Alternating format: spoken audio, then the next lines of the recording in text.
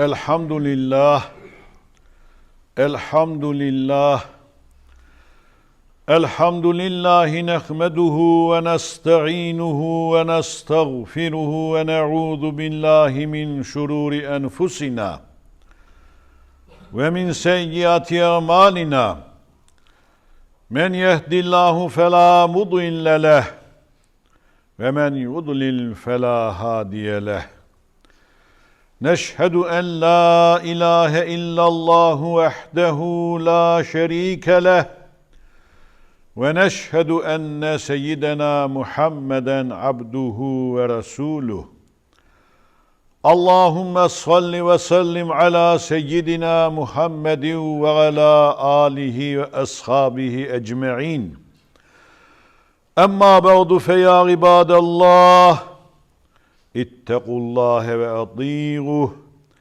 إن الله مع الذين اتقوا والذين هم محسنون قال الله تعالى في كتابه الكريم أعوذ بالله من الشيطان الرجيم بسم الله الرحمن الرحيم يا أيها النبي إنا أرسلناك شاهدا ومبشرا ونذيرا صدق الله العظيم وقال رسول الله صلى الله عليه وسلم المرء مع من أحب صدق رسول الله فيما قال أو كما قال ძვირფასო მორწმუნეებო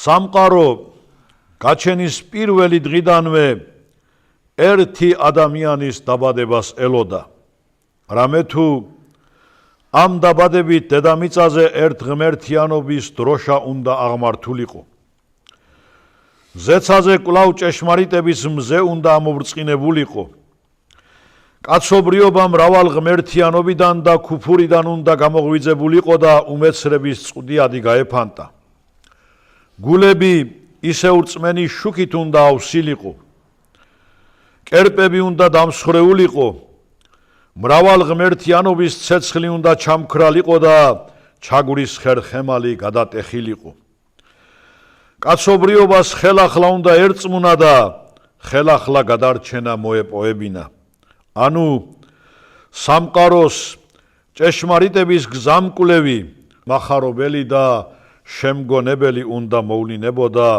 მუჰამმედ მუსტაფა სალლალაჰუ ალეიჰი ვესელემის სახით უზენაესი ალლაჰი ბრძანებს ო შუამავალო უეჭველად ჩვენ წარგზავნეთ მოწმედ მახარებლად და შემგონებლად იდგა 571 წლის რებიულ ეუელის მთვარის მე-12 დღე განთიადისას ცა არაჩვეულებრივად განათდა და აი მექას ერთ-ერთ სახლში სამყაროს მოევლინა ის ვისაც ყველა ელოდა სამყაროთათვის წყალობად წარმოგზავნილი მუჰამმედ სალლალაჰუ ალეიჰი ვესელემი დაიბადა ჯერ კიდევ ახალგაზრდობაში შუამავლობამდე ალ-ამინ სანდო მუჰამმედად წოდებულმა ობლობა ბავშვობიდანვე იგემა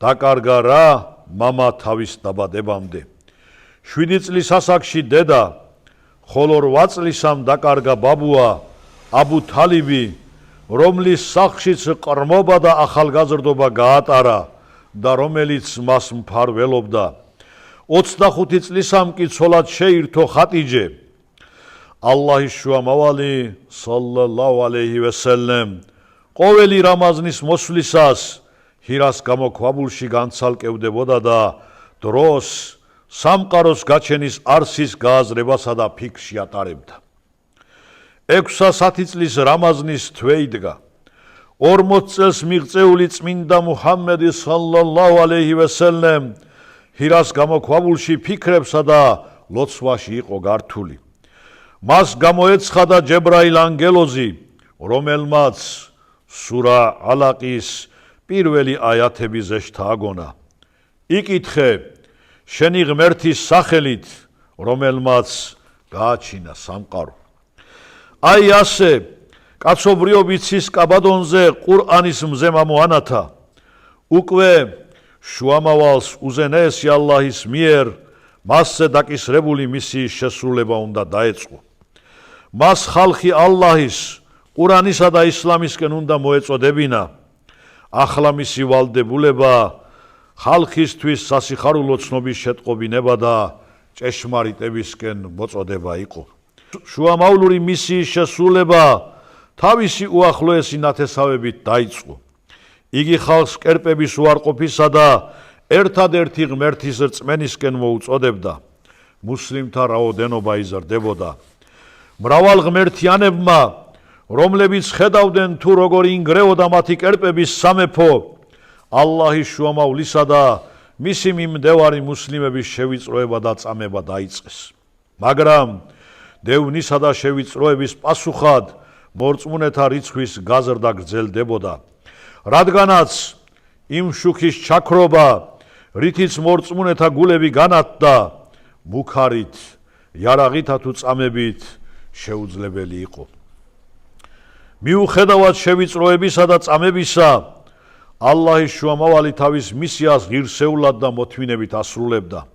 ბოლოს 622 წელს მას ალლაჰისგან მედინეში გადასახლების ნებართვა მიეცა, სადაც შუამავლური მისია გააგრძელა. არ გასულა ბევრი ხანი და მუსლიმებმა ხელახლა შეძლეს მექას გათავისუფლება. ისლამის შუქით განათდა მექა და მედინა. ყურანის უკანასკნელი აიათების გარდმოვლენის შემდეგ კი 622 წელს სამყაროთათვის წყალობად წარმოგზავნილი შუამავლის ამ ქვეყნიდან წასვლის დროს დადგა. ძვირფასო მორწმუნეებო, რა თქმა უნდა, შუამავალი სალლალლაჰუ ალეიჰი ვესელემ, როგორც მომაკვდავი ადამიანი, იმიერ სამყაროში გადასახლდა, მაგრამ ისლამი და მთელი მისი ცხოვრების მაგალითი კაცობრიობას თვით განკითხვის დღემდე მემკვიდრეობა დარჩება.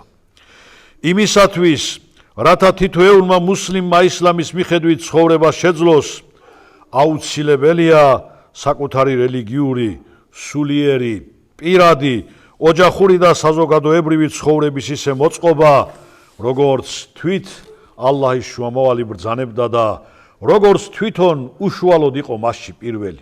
ამიტომ ავიღოთ მაგალითი მისი ცხოვრებიდან და ვიცხოვროთ ყურანის სუნნეთის შესაბამისად. მას იჩქარეთ, დაეწაფეთ ალლაჰის შუამავლის სალლალლაჰუ ალეიჰი ვესელემის სიყვარულს. იჩქარეთ მისი სუნნეთის შესრულებისკენ. იჩქარეთ აკეთოთ ის, რასაც ის მოგვიწოდებდა და განერიდეთ ყოველივე იმას, რასაც ის უფრთხილდებოდა. შეეცადეთ, დაუახლოვდეთ შუამავალს სალლალლაჰუ ალეიჰი ვესელემს და განიცადოთ ის, რასაც ის განიცდიდა. მისი კარგად გაცნობის შემდეგ გააცანით ის თქვენ შვილებს, ოჯახის წევრებს, მეგობრებს, ახლობლებსა და ნათესავებს და მაშინ თქვენ გაზაფხულის წვიმის მიერ გაშილმის ყვავილნარის ყვავილებს დაემსგავსებით. შუამავლისადმი მორჩილებისკენ მოგვიწოდებს სამყაროს გამჩენის ყურანში. რაც მოგცათ თქვენ შუამავალმა აიღეთ იგი, ხოლო რაც აგიკრძალათ თავი შეიკავეთ მისგან. გეშინოდეთ ალლაჰისა, უეჭველად ალლაჰი კაც საზღაურიანია. უეჭველად ალლაჰი და მისი ანგელოზები ლოცავენ შუამავალს. ჰეი თქვენ, რომელთაც ირწმუნეთ, ილოცეთ და მიესალმეთ მას მხურვალეთ.